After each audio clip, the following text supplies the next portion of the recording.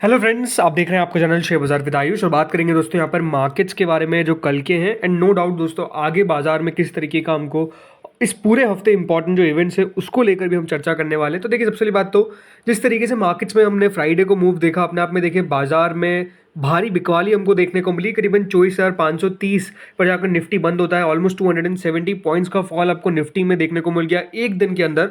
और ये बड़ी बात है कि दोस्तों बाजार बिल्कुल दिन के निचले स्तर पर जाकर बंद हुए। 24,508 का दोस्तों निफ्टी का लो है और बाजार 24,530 31 पर हमको बंद होते हुए दिख रहे हैं। तो इसका मतलब ये है कि डेफिनेटली मार्केट्स के अंदर जो फॉल है वो आपको काफ़ी ज़्यादा हावी होता हुआ नजर आया। अब इसके बाद अगर मैं बात करता हूं अमेरिकन मार्केट्स की, तो देखिए फ्राइडे को डाउ जोन्स की बात करते हैं, 377 पॉइंट्स नीचे जाकर बंद हुआ। ऑलमोस्ट क्लोज टू 1% आपको डाउ में गिरावट देखने को मिली। उसके बाद जो नेस्डेक कंपोजिट है या फिर जिसको हम नेस्डेक भी कहते हैं, 144 पॉइंट से ज़्यादा दोस्तों नेस्डेक में आपको गिरावट देखने को मिल गई। जो अमेरिकन मार्केट की सिचुएशन है वो भी दोस्तों कोई खास अच्छी नहीं है। पिछले हफ्ते नेस्डेक 4% से ज़्यादा हमको लुढ़कता हुआ दिखा है। वही डाउ के अंदर जो गिरावट हमको देखने को मिली है वो ऑलमोस्ट दोस्तों यहाँ पर कह सकते हैं गिरावट तो नहीं, बट 0.37% की तेज़ी है। बट कोई खास यहाँ पर अगर आप देखेंगे मूव नहीं आ पाया, क्योंकि जो तेजी थी वो बिल्कुल दोस्तों यहाँ पर गिरावट में तब्दील हो गई। एंड जिस तरीके से आपको हमने दिखाया नेस्डेक के साथ साथ हमारे मार्केट्स भी लास्ट वीक ऑलमोस्ट दोस्तों अगर आप देखा जाएगा तो 0.40% ऊपर चलते हुए नजर आए। लेकिन अब एक डिक्लाइनिंग फेज अभी आपको मार्केट्स का देखने को मिल रहा है और ये पूरे ग्लोबली है, सिर्फ हमारे मार्केट्स में नहीं है, ऐसा नहीं है, पूरे ग्लोबली मार्केट्स में आपको देखने को मिल रहा है। अगर मैं बात कर रहा हूं दोस्तों गिफ्ट निफ्टी के बारे में, तो देखिए गिफ्ट निफ्टी एज ऑन 20 जुलाई 2024 2:30 AM जहां पर बंद हो गई, 402 पॉइंट्स नीचे है। कितना? 402 पॉइंट्स दोस्तों गिफ्ट निफ्टी आपको नीचे ट्रेड करती हुई दिख रही है। इसका मतलब क्या है? इसका मतलब ये है कि दोस्तों गिफ्ट निफ्टी के अंदर भी सेलिंग प्रेशर जो है वो डेफिनेटली हमको देखने को मिल रहा है। अब कौन सी इंपॉर्टेंट चीज़ है जो डेफिनेटली दोस्तों इस हफ्ते बहुत इंपॉर्टेंट रहने वाली है? पहली बात तो यही है कि बजट, मतलब आप समझ सकते हैं यहाँ पर एक इंपॉर्टेंट रिपोर्ट छपी है, वो देखने वाली बात है। स्टॉक मार्केट में face bigger crash than Lok Sabha election on result day if क्या है? इफ यही है कि अगर यहाँ पर सरकार ने कुछ ऐसा लेकर आ गई जो मार्केट फ्रेंडली नहीं है तो मार्केट्स में दोस्तों गिरावट देखने को मिलेगी।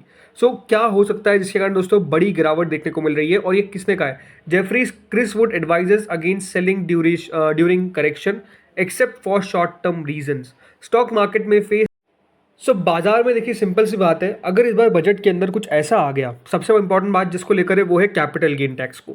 कि अगर देखिए कैपिटल गेन टैक्स के अंदर सरकार ने कोई बदलाव किए जो डेफिनेटली हमारे पक्ष में नहीं लेकिन हमारे खिलाफ अगर हुए, तो बाजार में ऑब्वियस सी बात है इससे बड़ी गिरावट आपको देखने को मिल सकती है, जो आखिरी बार दोस्तों हमने रिजल्ट में देखी थी जब लोकसभा के इलेक्शन के रिजल्ट आए थे। यहाँ पर देखिए एक्सपर्ट्स क्या कहते हैं। Experts advocate for simplified and uniform capital gain tax regime, बल्कि ये चाहते हैं कि देखिए कैपिटल गेन टैक्स को और कम किया जाए। जिस तरीके से यहाँ पर लॉन्ग टर्म और short term capital gain tax लिया जाता है, लॉन्ग टर्म के अंदर और ज़्यादा रिलैक्सेशन दी जाए, ताकि यहाँ पर जो मिडिल क्लास है, राइट, जो ये भले आप मिडिल क्लास ले लीजिए, यहाँ पर जो भी इन्वेस्टमेंट करता है, लेकिन लॉन्ग टर्म के अंदर डेफिनेटली एक सही तरीके से दोस्तों टैक्स रिजीम रखनी चाहिए ताकि सबको यहाँ पर फायदा रहे, राइट।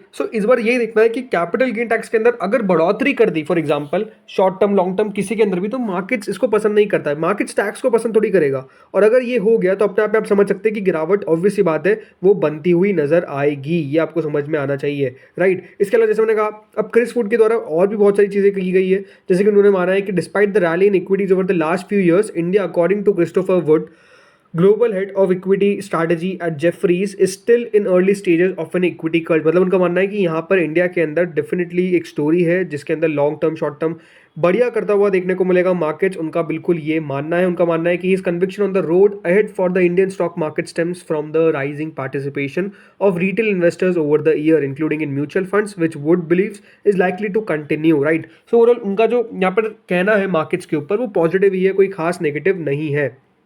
अब हम आते हैं उन चीज़ों पर जो इंपॉर्टेंट इवेंट्स रहेंगे मार्केट्स के लिए देखने वाले, राइट। पहला इंपॉर्टेंट इवेंट यहाँ पर कौन सा रहने वाला है? जैसे आपको बताया बजट तो बहुत इंपॉर्टेंट है ही है, राइट। लेकिन इसके अलावा हम बजट पे भी विस्तार से बात करेंगे, लेकिन इसके अलावा कौन सी इंपॉर्टेंट चीज़ है जिसके ऊपर आपको ध्यान रखना है?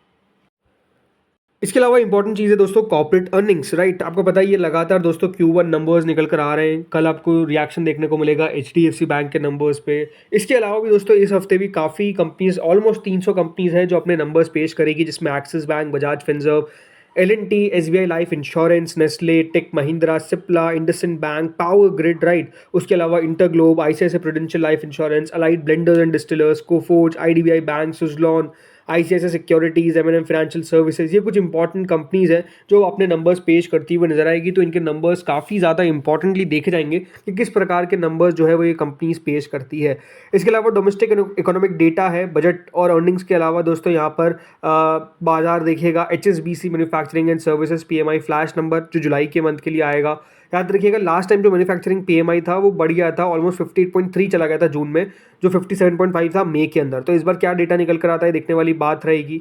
बट इसके अलावा भी एक और इंपॉर्टेंट चीज़ है जो बिल्कुल मार्केट के लिए एक डिसाइडिंग फैक्टर रह सकता है, वो है दोस्तों यूएस का GDP आंकड़ा। देखिए यूएस के GDP आंकड़े निकल कर आएंगे और ये देखना रहेगा कि कैसी कर रही है basically economy of America, right.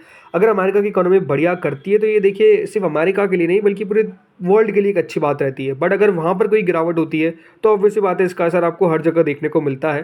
सो ये देखना है कि दोस्तों किस प्रकार से अमेरिका की इकोनॉमी ग्रो कर रही है।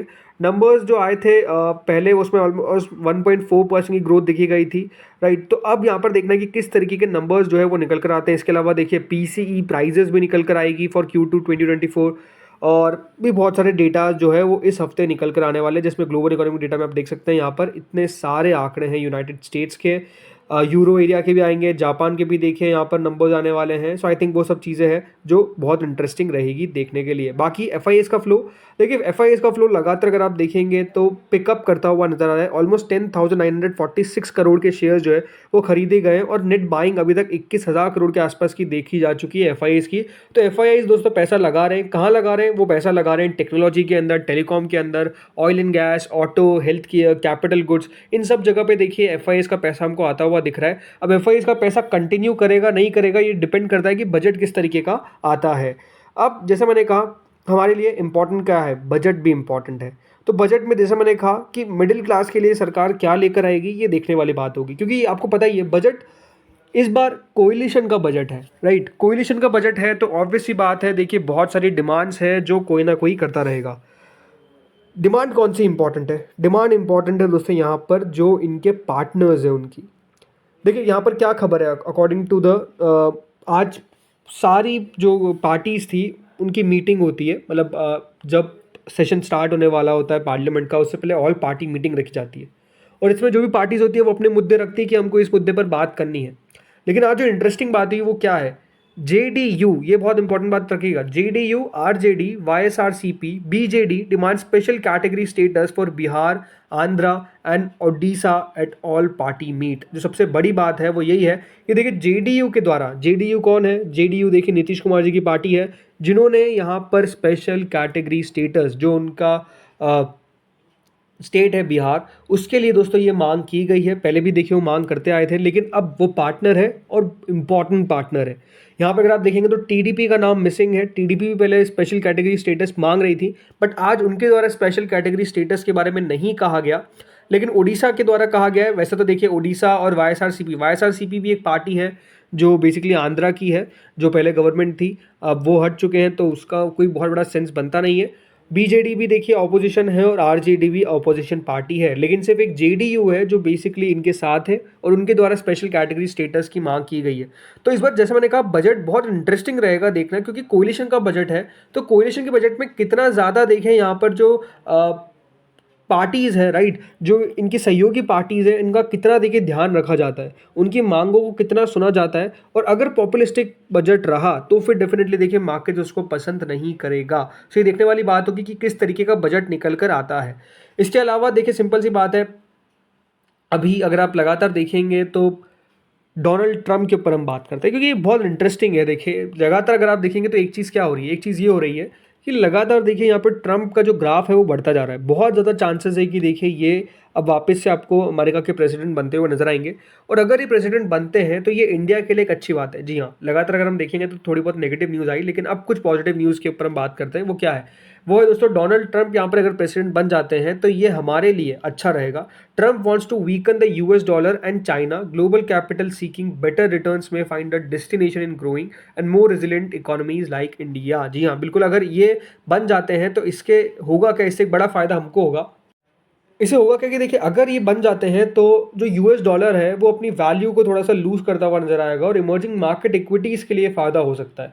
सो ये देखने वाली बात होगी कि किस तरीके से देखिए ये आगे डेवलपमेंट्स होते हैं। अभी देखिए एक्सपेक्टेशंस है, कोई बहुत बड़ी बात नहीं है कि सही हो, बहुत बड़ी बात नहीं है कि गलत हो, बट ये देखते हैं होता क्या है। लेकिन हाँ, ये हो सकता है कि ऐसा हो जाए। बट अब इसके अलावा क्या और चीज़ें हैं जिसके ऊपर देखिए मार्केट्स कल रिएक्शन देगा। अब कल की बात करते हैं स्पेसिफिकली, तो कल नंबर्स पर रिएक्ट करेगा मार्केट्स, वो है एचडीएफसी बैंक के। देखिए एचडीएफसी बैंक के नंबर्स जिन्होंने नहीं देखे, आपको बता देता हूँ नंबर्स किस तरीके के निकल कर आए। कंपनी का जो दोस्तों देखिए बैंक होता है तो बेसिकली रेवेन्यू आप कह सकते हैं, निम्स कह सकते हैं। सो यहाँ पर आपको ग्रोथ देखने को मिली है सालाना तौर पर काफ़ी बढ़िया 59% की। इस क्वार्टर ऑन क्वार्टर भी आपको बढ़त देखने को मिलेगी। का जो मुनाफा है बैंक का दोस्तों वो करीबन 12,403 करोड़ का था, वो बढ़कर 17,188 करोड़ का हो गया, 33% का जंप। क्यू ऑन क्यू में थोड़ा सा आपको डिक्लाइन देखने को मिलेगा कंपनी के प्रॉफिट के अंदर। कंपनी का यहाँ पे जो बैंक है उसका ईपीएस दोस्तों घटता हुआ नजर आया है ईयर ऑन ईयर बेसिस, और क्यू ऑन क्यू बेसिस भी आपको गिरावट ही देखने को मिलेगी। तो देखिए एचडीएफसी बैंक के नंबर्स देखा जाए तो देखिए बहुत ज़्यादा भी इंटरेस्टिंग नहीं है, मतलब ऐसा भी नहीं कि बहुत ही तगड़े नंबर्स कंपनी ने पेश करे हैं। बट मेरे हिसाब से ये देखना कि देखिए बाजार की मूड माहौल के हिसाब से करेगा ये काम।